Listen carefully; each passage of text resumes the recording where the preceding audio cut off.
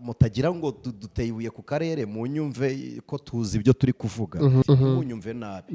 Pasiteri ntabwo asezeranya abagiye kubana, shehe ntasezeranya abagiye kubana. Mwebwe rero mugiranye isezerano mukabana abadahemuka ukaguma kuri iryo sezerano, Imana yubaha iryo kuruta iryo pasiteri yaguhaye. Bahita bavuga ngo urababwiye bajye kwishingira karabana. Oya, n'abishingiye sinjye wabohereje n'ubundi babikoze ibi ntarabivuga kuko iyo ntambara niyo dushaka ubundi. None se icyo ni igiki? Uretse ibintu by'inda byagiye bituruka muri Roma, kandi no mu butumwa nge nabera umujyanama umuntu ukora ubutumwa butamutunga kugira ngo ashake urundi ruhande akora kugira ngo bimutunge, ko ubutumwa butunga nyirabwo. Ikintu cya mbere cyatumye abanyafurika bakena bababwiriza butumwa ni icya 10 kihabwa umuntu ukora umurimo w'ivugabutumwa atagira izindi nyungu.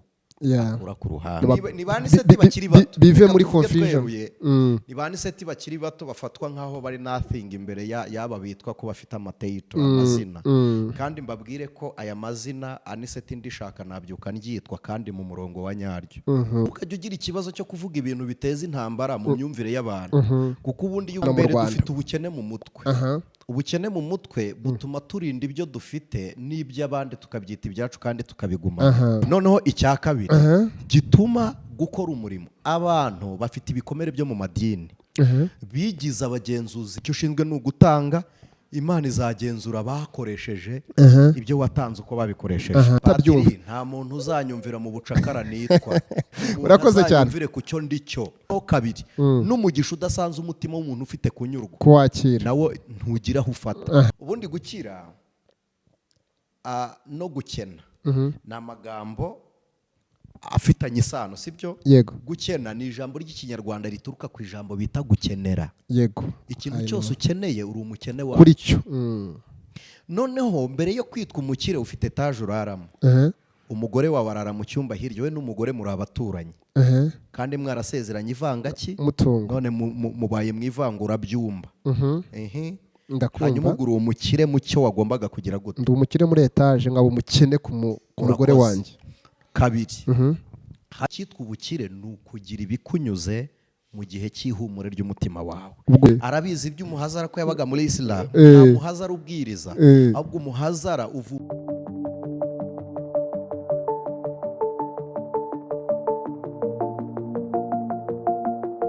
Ibihe byiza nshuti z'umusaraba, ndizera ko mumeze neza, amahoro y'Imana aganze mu buzima bwanyu. Kwindwa n'Imana bigure muri mwe, umucyo w'Imana barasire, kandi ineza y'Imana ibagwiremo cyane. Ikikurimo kiruta cyane ikikuriho, kandi icyo ukora si icyo uri cyo. Imana iri mu ruhande rwawe kandi bwari nta mubisha. Igukunda urukundo rwinshi cyane rusumba ugutekereza ko wawe wikunda. Nitwa Ndamukunda Patrick, mbahaye ikaze. Imana nibaho umugisha ko mudukurikira, uvuga ko yifunguye. Imana iguha umugisha. Ndi kumwe na Evangeliste Anicet Niyo mugabo, ni umukristo, ni umwigisha, ni umukozi w'Imana. Afite channel nziza mu isura, mubona link aho hasi munsi y'ikiganiro. Yitwa Ijwi ry'Umukanguzi, agira ibiganiro bitandukanye mu musure. Mukurikire, muzafata byinshi kandi bizagira umumaro. Turaganira uyu munsi ku ngingo zitandukanye nyinshi, ariko turahera kuri iyi ngiyi ariko tutanaheraho. Tuguhaye ikaze Anicet, tuguhaye ikaze. Reka noneho tuganire kuri ino ngingo. Turaganira kuri ibintu bitarako, turaganira kuri ino ngingo cyane cyane aho tuyihereho. Iyo umuntu avuze, hari ibintu bikunda gukora abantu kubitandukanya. Hari ikintu cyitwa kuzura umwuka, guhabwa umwuka no kubatizwa mu mwuka. Ubwo bivuze iki, bisobanuye iki?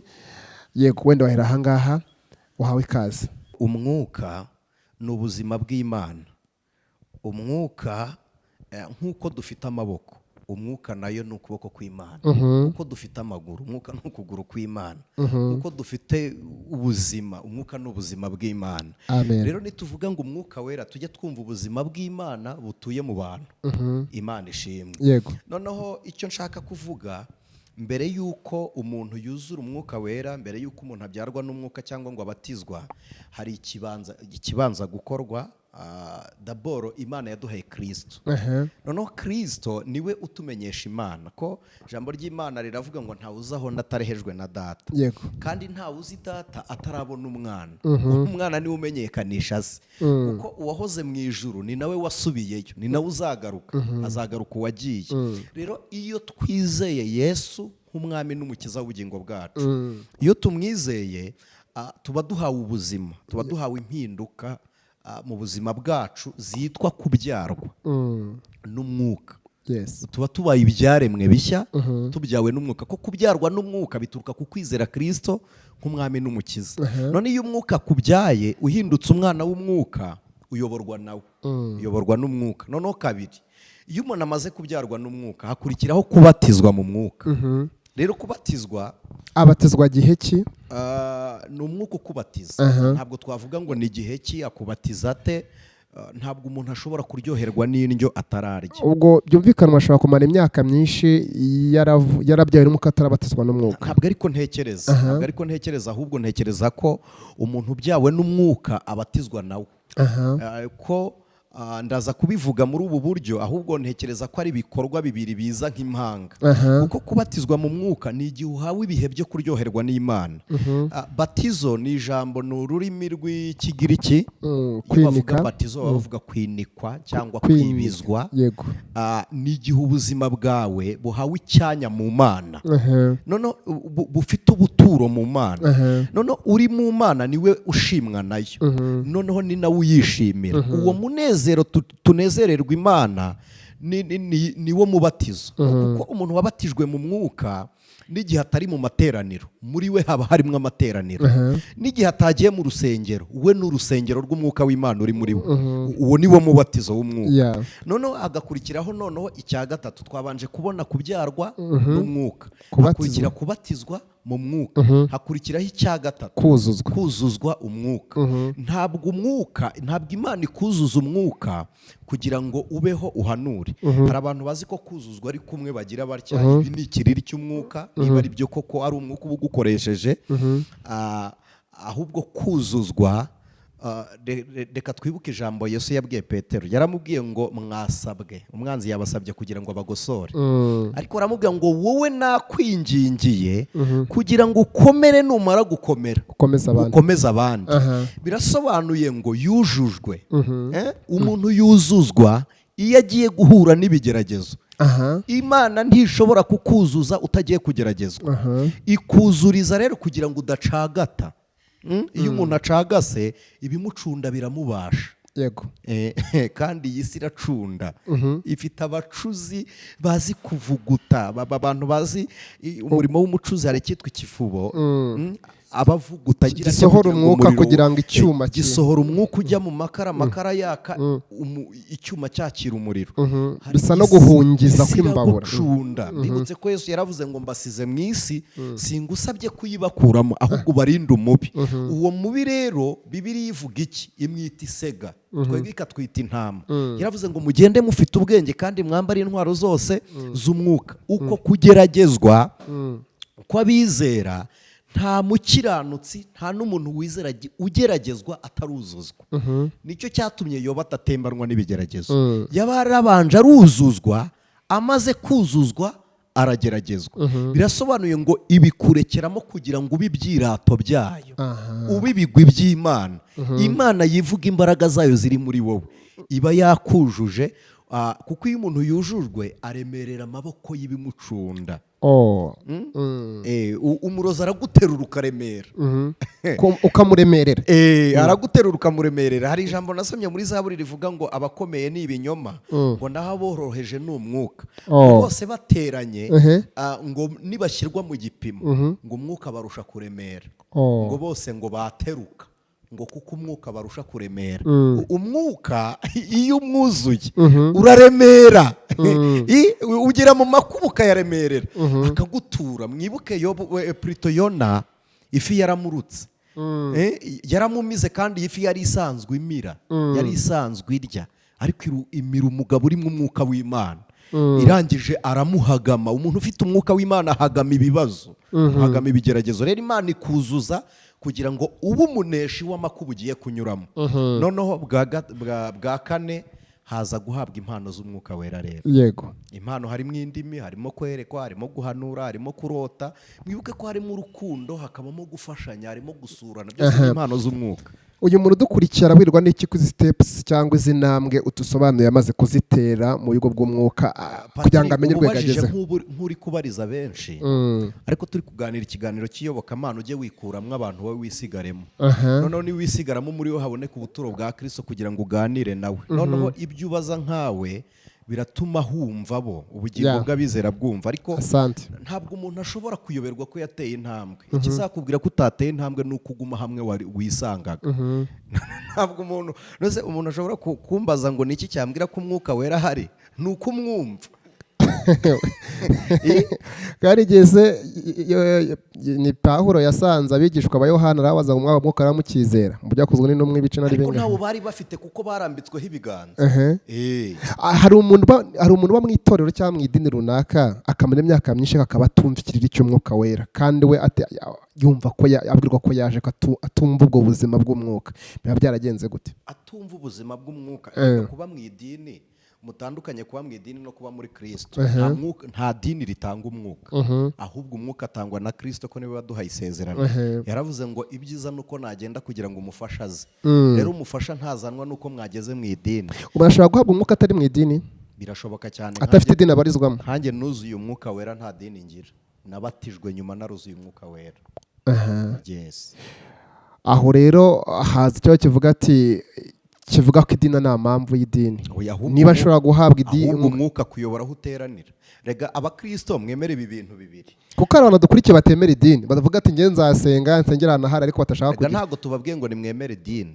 ubundi se ninde wakubwiye ko kujya mu idini ari ukuryemera njyewe nkunda kubivuga singire uwo ngirana nawe ibibazo dore ko bibyarwa buri gihe ibibazo bivuka bivuye mu yo twavuze bitewe n'imitekerereze y'ababyumva muvuga ngo ni subconscious mind iragenda igakurashinga bigatuma ibibazo biza ariko reka mbabwire iki kandi munyumve mutekereje Patri sibyo yego kuba muri Kristo ntabwo ari ukuba mu idini no kuba mu idini si ukuba muri Kristo Yesu yakubyara akakohereza mu idini kurihindura ariko idini ntirishobora kuguha ubutumwa bujya muri Kristo ibyo ntimuzigere mubitekereza rero kubaho ngaho mu idini ndabivuga mukanseka wenda nanabivuga bamwe bakarakara ntabwo kuba mu idini bisobanura ko twayobotse imigenzo yaryo ahubwo twebwe dushobora kuba tugira ubwisanzure bwacu turi gusengera aho dusengera yego ntabwo kujya mu idini rero ukuba uryemera ko ibyo ridutegeka byose siko tubikora I'm sorry for that ariko tuvuga ukuri yego iby'idini ngeri integeka byose siko mbikora kuko uyu munsi niba mumubwira ngo sintawe ubukwe bw'umukatolike cyangwa bw'umudivantiste nzi mbere yuko nizera ndi umunyarwanda d'abord icyo ni kimwe noneho kabiri nzi kubwiriza ubutumwa kugira ngo ubwirize umugira iki nuko ujya mu bagira iki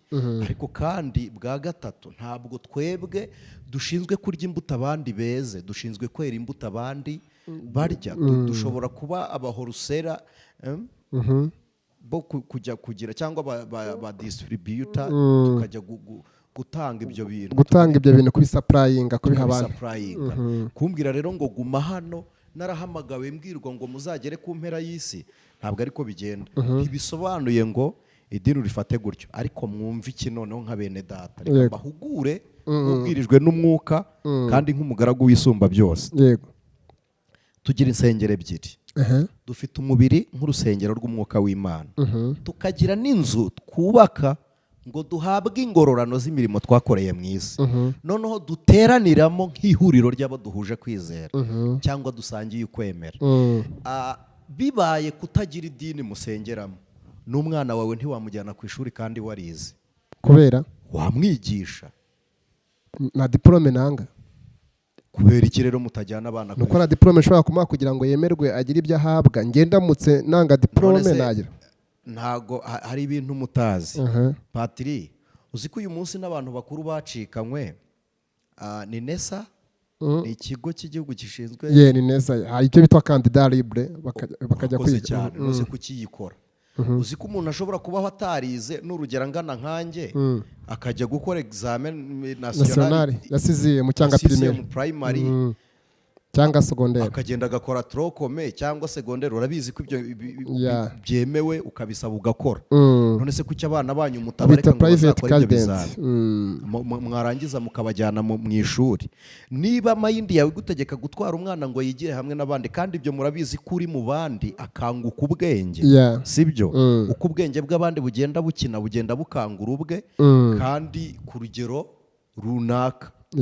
None se kuki umwana wishimira ko arerera hamwe n'abandi ku idini ku ishuri, we wamara kwizera ntiwemere kubana na bene so mu idini, ahubwo wayi uhunga abo muhuje kwizera?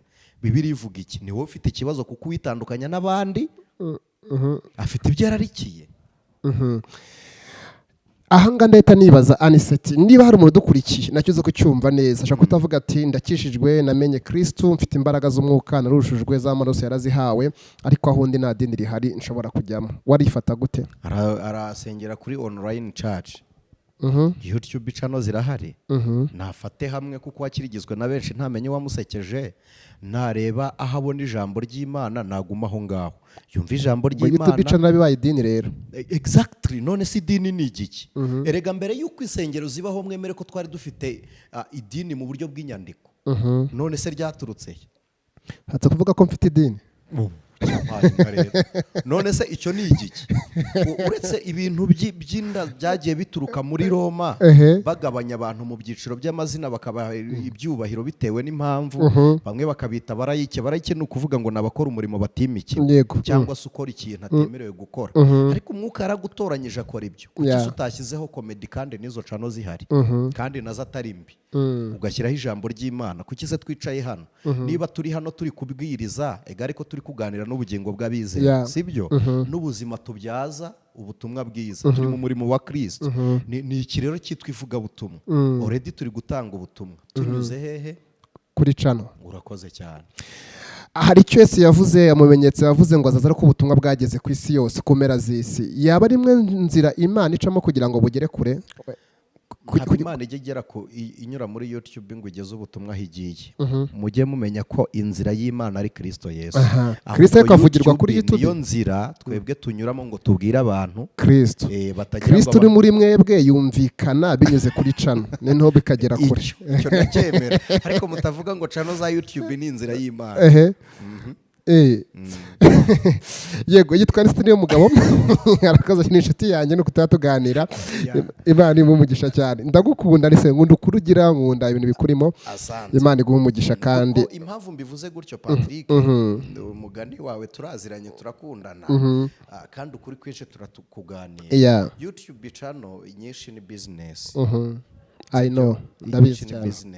Nituza kuzigira inzira y'Imana turaza kuba tubaye abahemu cyangwa abafatanyabikorwa n'abo ba businessman baje kugira. Kandi business and mission iremewe mu butumwa. Nenge kuvuga no mu nsengero zimwe na zimwe nabusanga bisa na business. Same na YouTube ugasanga nabyo ni business. Purpose ibavugirwa, ibihakorerwa no gushakisha itwo tuntu. Niyo nenge kwita ngo bazana byo basanga ari business. Ariko kandi no mu butumwa nge nabera umujyanama umuntu ukora ubutumwa butamutunga kugira ngo ashake urundi ruhande akora kugira ngo bimutunge, ko ubutumwa butunga nyirabwo. Intumwa ibeshaho nuko yasohoje ubutumwa yahawe. Hari ijambo Paul yandikiye Abakorinto, ntabwo nibuka ibice neza, aravuga ngo umuvuga butumwa atungwa n'ubutumwa. Ubwo duhinduye ingingo by'umwuka babyumvishe. Uyu munsi muri Afurika, cyane cyane muri Afurika, tuzana no mu Rwanda, iyo uvuze ikintu cyitwa amafaranga mu iyobokamana bisona nabi, byumvikana nabi. Byumva ko umuntu ashaka amafaranga, byumva ko ngashaka indamo. Ugasanga n'abakristo mu bihugu byo muri Afurika ntago bazi kuba mu bakozi b'Imana.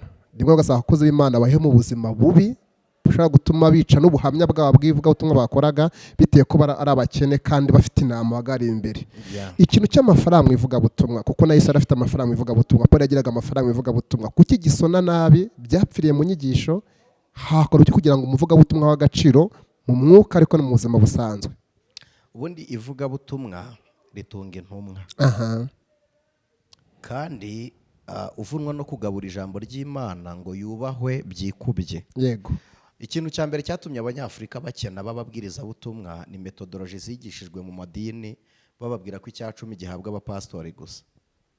Icyo ni kimwe cyatumye abavuga butumwa bakena ko icya cumi kihabwa umuntu ukora umurimo w'ivugabutumwa atagira izindi nyungu akura ku ruhande. Icyo cya cumi kibereho gukemura ibintu runaka bakeneye kuko cyahabwaga Abalewi. Exactly. Kandi ku gicaniro habaga abatambyi burya batatu. Ntabwo igicaniro cyagiraga umutambyi umwe. Hari umutambyi wabohaga ibitambo, hakaba n'uwacinjaga. Ntabwo uwabohaga ari we wacinjaga, baratandukanye. Hakaba n'uwonsaga imibavu. Ni batatu. None uyu munsi uboha igitambo ntibamufata nk'umutambyi.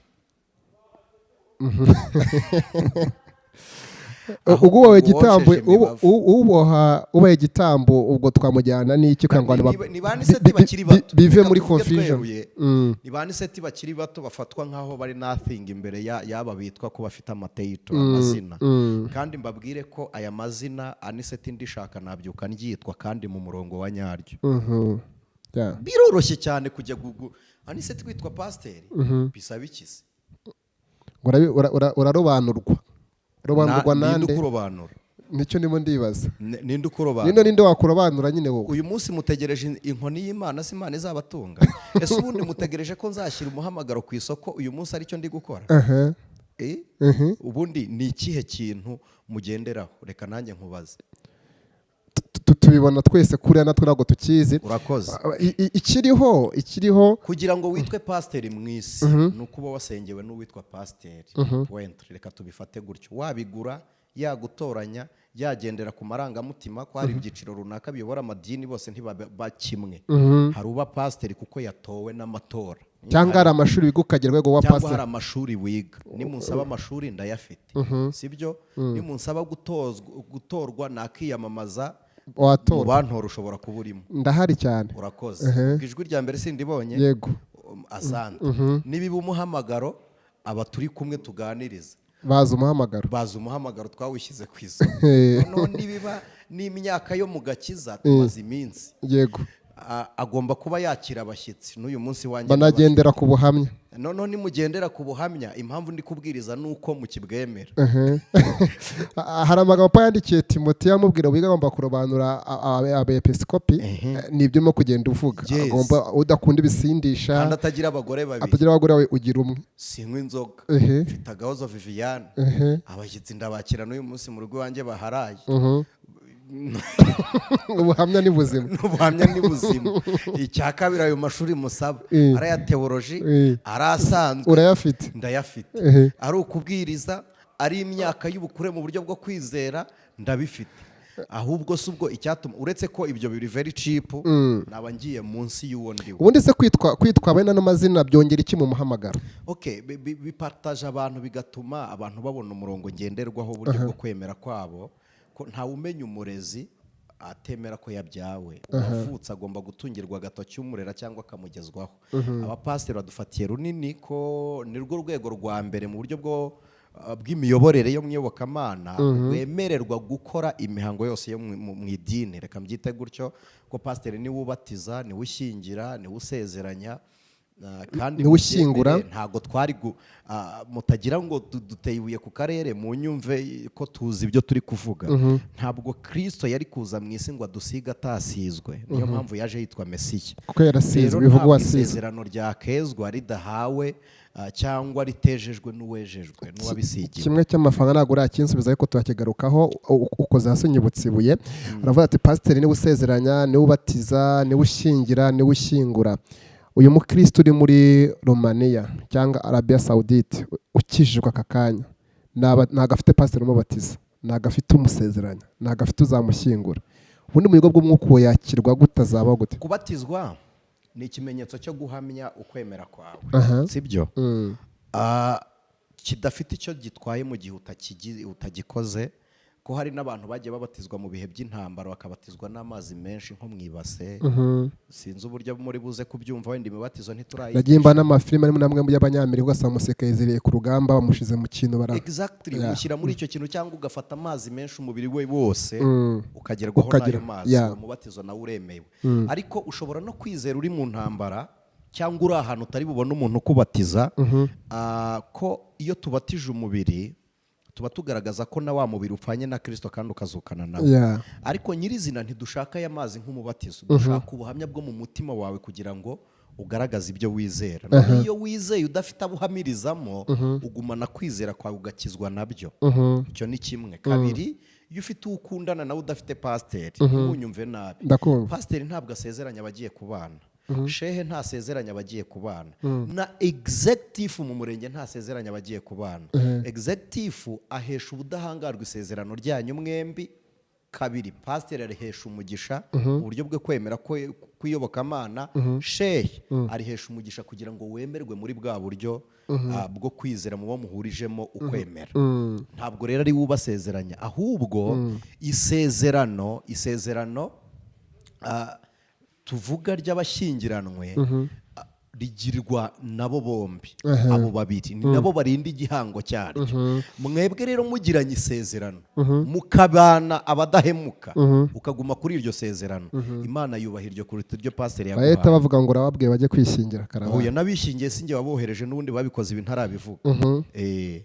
Yego, komeza. Ntukajye ugira ikibazo cyo kuvuga ibintu biteza intambara mu myumvire y'abantu, kuko ubundi iyo ubwenge bw'umuntu buri kugira intambara mu kwemera kwe, aba ari kujya guhinduka, kuko iyo ntambara niyo dushaka ubundi. Y'imitekerereze kandi n'iza n'impinduka. Kimwe kigarukaho cy'amafaranga ntabwo wagisubije. Kuki amafaranga iyo avuzwe yumvikana nabi uyu munsi muri Afurika no mu Rwanda? Dufite ubukene mu mutwe. Ubukene mu mutwe butuma turinda ibyo dufite n'iby'abandi tukabyita ibyacu kandi tukabigumana. Icyo ni kimwe. Bwa kabiri, dufite umuvumo w'abamisiyoneri. Sinzi niba iki kintu mujya mukimenya. Ni gute baza no kubarazana ubutumwa bwiza? Ijambo umumisiyoneri yasomye bwa mbere mu Rwanda ari kuvuga ngo hahirwa abakene mu mitima yabo. Yes. Uko niko kuri? Yes. Bambuka bava Uvira ko baturutse Buvira. Bahingukira. Bageze mu Rwanda bashonje baravuga ngo nimutugaburire. Bimwe byacu byo gusaba ntabwo twabonye abazungu nk'abarya ibyo twabateguriye. Ahubwo twabonye abazungu nk'abaduha ibyo batuzaniye. Noneho tubiruka inyuma tubasaba tubabwira ngo turi abakene. Reka nse nk'uwitiza gato mu muco. Yego. Muzi uwo bitaga bukonjo cyangwa nkonjo, twajyaga tuvuga ngo mpera bukonjo. Urabyibuka? Nsabira bukonjo. Nsabira bukonjo bitewe ni nkonjo yari umugirwa abantu baterekeraga bagiraga bate. Noneho umuntu wamuterekeraga mu babandwaga muri ibyo bintu ze sinshaka kubigisha uko byakorwaga. Nta kintu yarekuraga mu gihe yabaga agifite. Noneho ntiyari no kwambara neza ari umukungu, yari no kurya neza kandi afite ibyo afite. Niko byabaga bimeze. Niko abaga ategetswe. Mu gihe cyo guterekera ntiyari gusohoka hanze, aho mu mbere niho banyaraga, niho barangirizaga byose, bamburiraga ubusa n'imbere y'abakwe n'imbere y'abana. Mutagira ngo n'ubusa buri kugaruka uyu munsi, si umuvumo w'ibyakozwe icyo gihe. Byose bifite inkomoko yabyo. Noneho icyo nshaka kubabwira ni iki: ntabwo twemeraga gutanga, ahubwo twemeraga kwakira tudatanze. Byatumye umumisiyoneri adacika intege. Yaravuze ngo murakennye, ntitubonye icyo kurya kuri mwe, hahirwa abakene mu mitima yabo. Sibyo? Ndakumva. Niba ari ryo jambo mubonye bwa mbere, reka nkubwize ukuri. Ukurikirana abakristo batangiye gukira uyu munsi. Muri ibi bihe niho hari impinduka z'umuntu usenga akize. Naho ubundi mbere wabaga nta cyaha ufite, ukigenzura umufuka no mu mubiri, inkweto igahengama, kubona tike bikanga, umva patiri ukitanga ugakora umurimo w'Imana. Ariko noneho igitangaje, kugira ngo ubone n'uburyo utereka imbabura ku ziko, isafuriya ku mbabura, isafuriya ku mashyiga cyangwa n'ahandi, bitewe n'aho umuntu ayitereka bikagorana. Noneho uyu munsi dusabwa kimwe: umukozi w'Imana ushaka gutunga, ushaka gukira, na bibi. Abibiki? Biba. Kabibi ijambo y'Imana, abibi ijambo cyangwa tanga. Niba ushaka kuba umukire ku ijambo, risome uribwira abandi. Niba ushaka kuba umukire ku mafaranga, yareka urusangire n'abandi ibyo ufite. Mwe gusarura ibishyimbo mwarabibye ibigori, urafata amafaranga ukayibika ku mufuka, nta busangira nabo, uzakira gute? Icyo ni kimwe. Kudakoresha ayo ufite bitera ubukene. Kabiri, nababwiye ngo inyigisho zo mu nsengero zababeshye ko icya 10 ari icy'abapasiteri. Ariko n'umuhanuzi uguhanuriye agira ituro Bibiliya yemera, ituro ry'abamenya ahabwa. Barakubwira ngo zana rya kera ho byakorwaga, irishya n'irindi. Baravuga ko muri shya naho turibona, aho tubona abamenya. Bavuga ko Yuda yibaga amaturo, yabaga yagiye he? ayo maturo yabaga avuye mu mafaranga. Si igiseke bagendanaga bagatura se Yesu yaraturishaga none ntabwo wose ntiyaturishaga nta contribution mujya kandi gusoma yavugaga kubaha amahema yaragiye kubaha amahema. ni umudugudu umwe yaboheyemo amahema bitewe no kwa adatura Tesalonike Pawulo yahaboheye amahema kuko wari umudugudu utita ku bakozi b'Imana. Aravuga ngo reka mbwirize nanaboha amahema kugira ngo ntazahagwa. Nintaboha amahema nzabasaba nica ubutumwa. Noneho nintanabwiriza ubutumwa bwanzanye nzabureka. Ariko nyuma amahema yarayagurishije atangira gutungwa n'amaturo. Aravuga ngo ibyari ndamu nabihinduye igihe. Filipi bamuzaniye amaturo ubwo yaravuye Filipi arimo kwerekeza ahandi. Uretse nabo na Yesu yohereje ababemba arababwira ngo mugende mwiyereke umutambyi mutange n'ituro ryo kwihumanura kandi already bakize. Yego ndimo nagenda mbyumva. Noneho icya kabiri gituma gukora umurimo abantu bafite ibikomere byo mu madini bigize abagenzuzi b'ibyo ku gicaniro. Arakubwira ngo nayaturase pastor akayagira gute, we ntushinzwe kumenya icyo bakoresha ibyo watanze. Icyo ushinzwe ni ugutanga, Imana izagenzura bakoresheje ibyo watanze uko babikoresheje. Aho kubazwa kutakoze wakora uwo wakoreye akazabazwa uko yakoresheje. Yego reka ngende mbaze ikindi kintu. Kenshi abapasiteri abakozi b'Imana mu nzego zitandukanye memu n'abarayiki natwe n'abandi hari igihe nawe urumurayiki nanjye ndiwe ndi umurayiki Yesu ngewe nasizwe n'Uwiteka. mvuze mu mvugo iriho ariko ubusanzwe narasizwe. Ikinyarwanda kivuga ngo akaje karembe ni ukugira ngo abantu bumve icyo turimo turavuga. Nitujya muri rwo hejuru bashobora kutabyumva. Nta muntu uzanyumvira mu bucakara nitwa.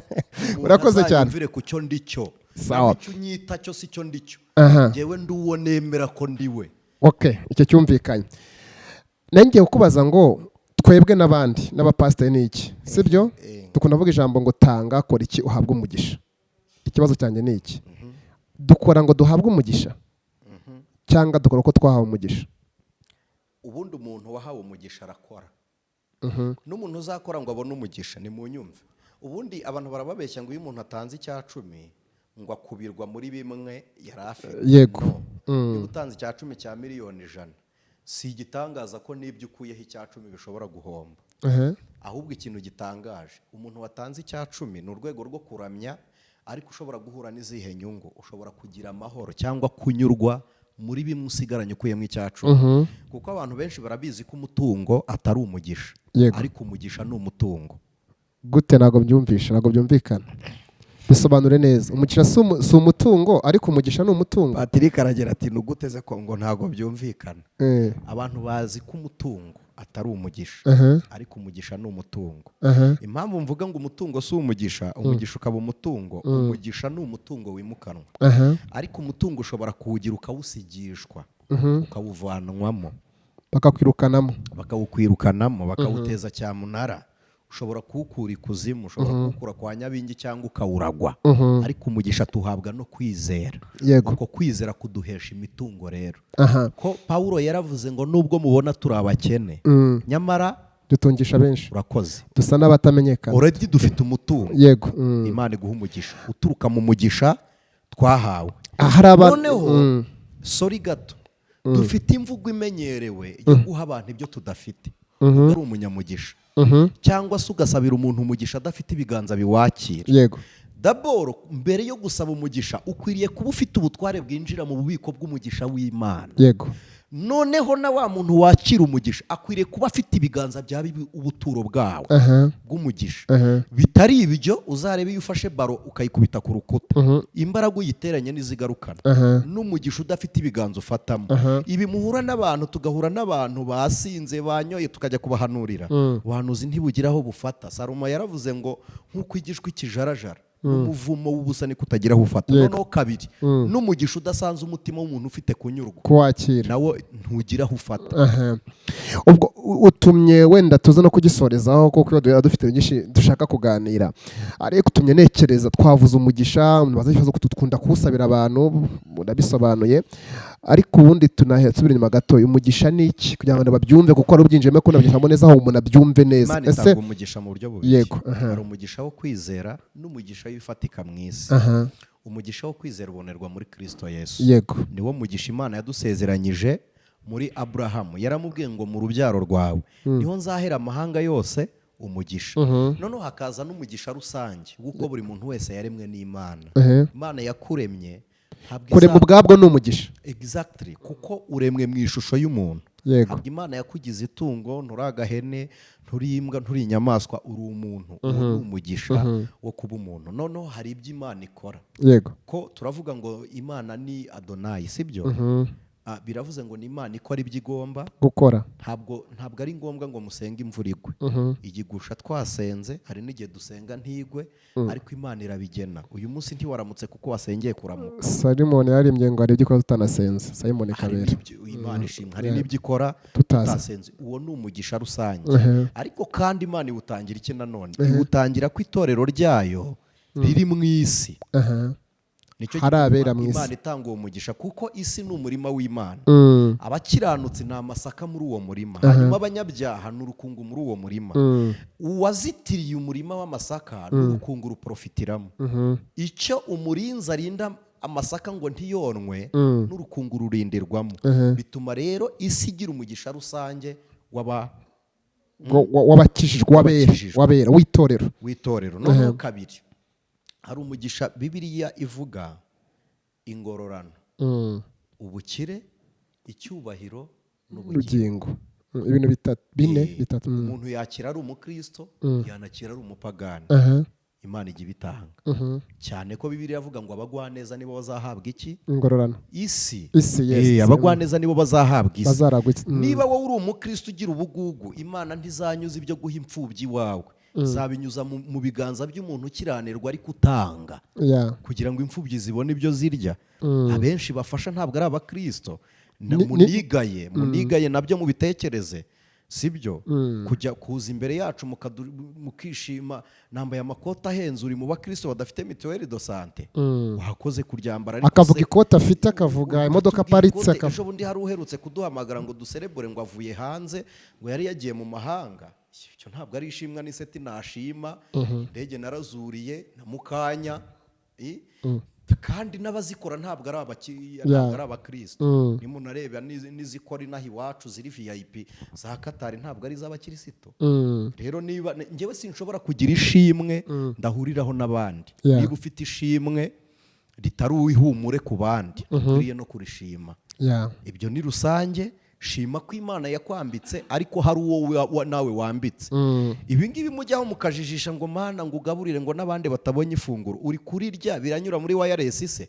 Fata bushoboye kugaburira, ubagaburire, nurangiza usengera butageraho. Sibyo? Naho kumbwira ngo urasengera abashonje nta busangira nabo. Hari ijambo rivuga ngo idini ryiza ni igita ku imfubyi n'abapfakazi mu mibabaro n'imiruho yabo. Ari n'ijambo Paulo yaravuze ngo ni Salomo wayanditse mu Migani ngo umugisha Uwiteka atanga uzana ubukire kandi amabaro yongeraho. Ni ijambo rikunda gutera confusion abantu, wenda ntibayigumve. Umugisha Uwiteka atanga uzana ubukire, ariko ni amabaro yongeraho. None se Patiri, byumvikane ko yego kubanza ukomeze. Umuntu ufite agakiza ka Kristo, ubukire banza umenye ngo ni iki. Yego. Ubundi nta muntu ushobora kumenya ko akize atazi icyo yarakwiriye kuba atunze. Mbere yo kuvuga ngo urakize, wari ukwiriye kuba utunze iki?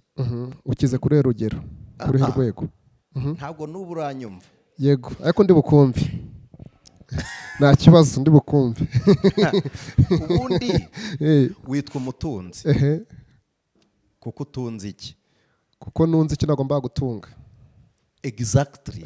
Noneho ibyo wita ubukire, nibyo wari ukwiriye kuba ukizeho, cyangwa ukiza ibindi utari ukwiriye kuba ufite. Reka nkoresha uru rugero mu nyumva. Reka dukoresha ubukire mu mvugo isanzwe y'isi, icyo isi yita ubukire. N'ubundi naye Patiri nabizi icungamutungo.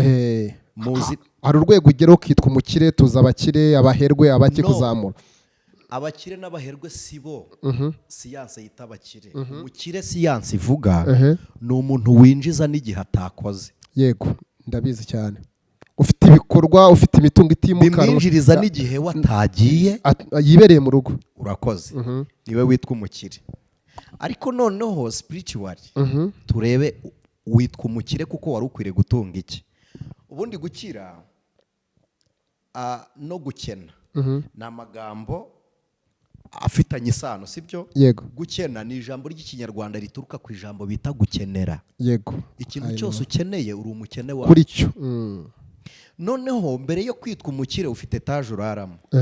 Umugore wawe arara mu cyumba hirya, we n'umugore muri abaturanyi. Kandi mwarasezeranye ivangaki mutungo, none mubaye mu ivangura byumba. Ndakumva. Hanyuma ugura umukire mu cyo wagombaga kugira gute? Ndi umukire muri etaje ngabo umukene ku mugore wanjye. Kabiri, hari igihe, reka ntangure urugero ndarukunda, umugore umwe yigeze agonga umukindo hano hirya, hano muri Kigali. Abapolisi bamugeze imbere baramubwira ati mada wagonze umukindo ni hirya mwa kino gishangurika hano kunuze deja si n'umukindo ni ipoto. Hano kuri Texirwa. Ndahabona. Wagongeye iki ipoto? Aramubwira ngo ni umukecuru unyuze hari kurya igisheke n'umusaza. Igisheke umukecuru yaryaga n'umusaza gihuriye na accident. Muri kiriya gishanga bahingagamo habagamo n'ibisheke ndabibona. Urakoze. Mukecuru yavuye guhinga yicira igisheke n'umusaza bikorera udusuka bagenda basangira igisheke mu muhanda. Umugore amunyuze imbere atwaye imodokari yibuka ko iwe afite uburyo ategura ameza. Ariko we n'umugabo ntibasangira, ariko abonye umusaza n'umukecuru bari gusangira igisheke. Bibiriye guhinga. Yo. Bari kugenza amaguru bikoreye udusuka bavuye guhinga, wori mu modokari ntusangira no mubana nawe. Ararangara aragonga arangije aravuga ngo aho kugira ngo ntunge ibingana nibi nasangira n'umusaza gasheke ariko turi mu mahoro. Mu yandi magambo yifuje kuba nka wa musaza mu gihe na wa musaza yifuza kuba na wa uri mu modoka na wa mugore w'umukirekazi. Urakoze. Icyitwa ubukire ni ukugira ibikunyuze mu gihe cy'ihumure ry'umutima wawe. Ubwo bukire no kunyurwa. Igihe udafite ihumure mu mutima ntugire no kunyurwa, nturakira. Ubwo nahita mbona ko nta mukire kuko wanago banyurwa. Nta n'uhari. Nicyo nahita nkuramo. Kuko buri wese urwego agezeho akubwira ko afite ibyo akeneye. Niyo mpamvu nakomeza no gukora. N'ubu ufite ubukire bumwinjiriza atakoze aracyakeneye kumenya byagenze. Nta mukire wo mu isi uhari. Nunareba icyo isi yita ubukire ni ugufata iby'abandi bikanyagirwa mu biganza bya benshi kugira ngo bamwe barunde bagwize. Ngaho nguko. Ubwo se umuntu yarahatse kuvuga icyo murongo rero, yarahatse gusobanura iki? Umugisha Imana itanga niyongeraho umuvumo. Niyo mpamvu iyi Imana ubyara ubukire. Umugisha w'Imana uririnda ubwawo. Imana iwutanga n'uburinzi, utanga n'amahoro n'ihumure. None se ninde wavuma Imana yahaye umugisha? Ntabwo bishoboka. Ni ngombwa se tubwire abantu umugisha. Umugisha Imana itanga. None se Baramu yabwiye Baraki ngo iki? Yaramubwiye ngo buriya bwoko Imana yabuhaye umugisha ntibuvumika. None ubwo butavumika igari ko bafite umugisha utuma umuvumo utabafata. Urakoze. Anicet nkunda ibintu uvuga kabisa. Ndafashwe iyo turi kumwe. Ndafashwa kuko ndunguka kandi abakurikira umubwiza TV nibi twifuza ko no kuki kiganiro gira ikintu ukuramo kandi kikaguhindukira ubuzima kikakujya kibona aho kikugeze bazumbaza bari kugira ngo nayo ngo barize ubashe kumva neza. Tugana ku musozo tunasenga Imana. Ndagira ngo tuze kuri aka duhindura indi ngingo ubwo tugiye mu yindi duhindura ingingo tujye ku kintu cyo gusenga rero tunasoreza. Mu myaka yatambutse abantu bajyaga gusengera ahantu hamwe hatandukanye ku misozi n'ahandi, rimwe rimwe hano mu Rwanda ntabwo bikemewe, amategeko arabibuza nubwo hari abajyaho wenda bitewe n'impamvu zabo I don't know. Undi agasengera mu rugo ariko mbihuza no mu rusengero. Iyo turimo turasenga mu rusengero ubona benshi basenga, hari usenga yunamye, hari usenga yicaye, hari usenga arambaraye arambuye amaboko. Wagenze ugasanga undi arimo kuvugira kuri telefone mu gihe cyo gusenga, undi agasanga arimo kuganira. Reka nivuga ko kavuyo kameze uko, reka mbyita kavuyo. Ninde ubusenga neza? Ubwo gusenga neza ni iki ngamije kukubaza udukurikira asenge gute ngo ubashe kwemera? Uri kuvugira kuri telefone umushyize mu bari gusenga?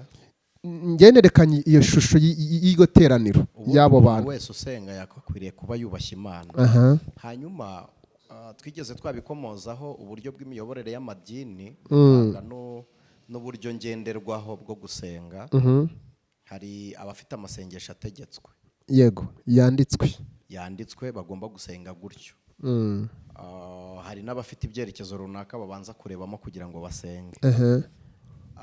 hari uburyo bune amadini ayoborwamo, hari congregation type church government, Catholic type church government, Presbyterian type church government na independent type church government. Muri independent Imana ihamagara uwishaka guhamagara, koresha uwishaka gukoresha, kandi ukorana nayo akora nk'uko Imana imushoboje gukora. Aho muri independent niho hataba amasengesho ategetswe. N'ubwigenge umuntu aganira n'Imana nk'uko ayumva, asengesha ubugingo bwo muri we kuruta uko asengesha ibitekerezo by'abanditsi bamwandikiye amasengesho. Wasenga uryamye, waba uhagaze, waba wicaye, wasutama, washinga umutwe, wagira gute, bipfa kuba atari urukozasoni. Imana irakumva. Hanyuma uwo uri kuri telefone aba ari deranjoma, nubwo n'abafite uburenganzira bwe, kuko burya ababi ntibakuriye kuba mu isoko, bakuriye kuza mu rusengero kugira ngo bige ibyiza n'umwifato w'abera, kuko nakorera ibidafite umuco hanze y'abamuhugura ntabwo azamenya uburyo agirwa inama. Ahubwo abari mu idini bakuriye kubimenya gute. Uwo muntu wagize icyo kibazo akuriye guhugurwa. Asante sana, ndagushimiye cyane. Bakurikira Umukanguzi TV, ni channel yawe ibaha inyigisho nzima nziza zagufasha ukaba wakura. Urabona link iki kiganiro, rebaho museto na link ye ya Anicet, no Umukanguzi, ijwi ry'Umukanguzi TV. Urahabona ibiganiro byinshi, bajya bategura amasengesho, bategura ibikorwa bitandukanye by'urukundo. Umukurikire, ndakwizeza neza wo kurikira Umukanguzi TV uzakura, uzagera ahantu ugera, kandi confuse ufite mu byanditswe bizasobanuka, uzamenya byinshi. Anicet, ndagushimiye. Imana ibaha umugisha. Ndagushimiye kandi ibintu utanga birakomeye kandi biri mu buzima. Kristo akomeza kuzuza. Amen. Ku Mukanguzi mufite gahunda imeze gutuma ino minsi? Gahunda iri meruka muri mu masengesho, ndabyibuka. Ubu amasengesho turayasoza. Twasoje iminsi yari itegetswe yo gusenga, hanyuma dusengesha umwuka iteka.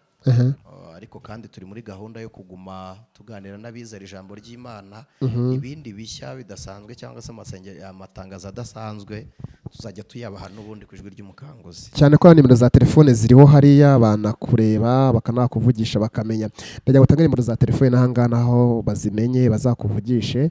Abantu bakeneye kwiga, ngiye ngundi umuntu uciranjinga uvuga ikintu nkacyumva. Ariko abantu bashaka kwiga ntibaduhamagare nk'abashaka ko tubigisha ari bonyine, ngo bajye bakurikirana iryo jambo ry'Imana. Uko hari umuntu uguhamagara agashaka ngo buri munsi umubwiriza cyangwa umwigishe kuri Bibiliya, ntabwo bikunda. Niba ushaka kumenya Bibiliya, hari abo tugenda turangira uburyo bajya kwiga Bibiliya, cyangwa se uburyo bakurikirana ibiganiro byacu ngo bagire. Ntabwo tuzabishobora kwigisha umuntu umwe ku wundi, ahubwo bajye bakurikirana ijambo ry'Imana. Yego, icyo agizeho urujijo atubaze, wenda nicyo yakubazaho watanga za telefone. Hari nk'umuntu ejo bundi wari uri kumbaza ngo umugore wa Kayini yitwaga nde. Mu by'ukuri nukurikirana ijambo ry'Imana niko nanamusubije, twahawe izina mu isi no mu ijuru dukwiriye gukirizwamo. Iry'umugore wa Kayini rirakumarira iki? Ko nta rindi zina dukirizwamo. Ari gihe buragira n'ibibazo n'undi muntu by'imyemerere bagimaka, akavuga ati mfite Anicet, reka njye kumubaza. Nta mpaka zibwiriza ubutumwa. Turi kumwe na mwene data hano kuri off camera Manuel, araje dusengere mukanya, tumuhamagara dusengere. Arabizi iby'umuhazara ko yabaga muri Islam. Nta muhazara ubwiriza, ahubwo umuhazara uvumbura intonganya n'impaka mu bo mudahuje kwizera, kugira ngo jihad ishyirwe mu bikorwa. Rero nubona umuntu muri kujya impaka ku kwizera, gumana ibyo wemera, ahubwo mwime umwanya we kugira ngo atakuvangira. Yes, ndagushaka ko utari mu za telefone nta kibazo. Nimero za telefone wandikemo ijwi ry'Umukanguzi TV, arahita zibona hirya. Arakoze cyane. Yitwa Anicet Niyo mugabo, turamushimiye.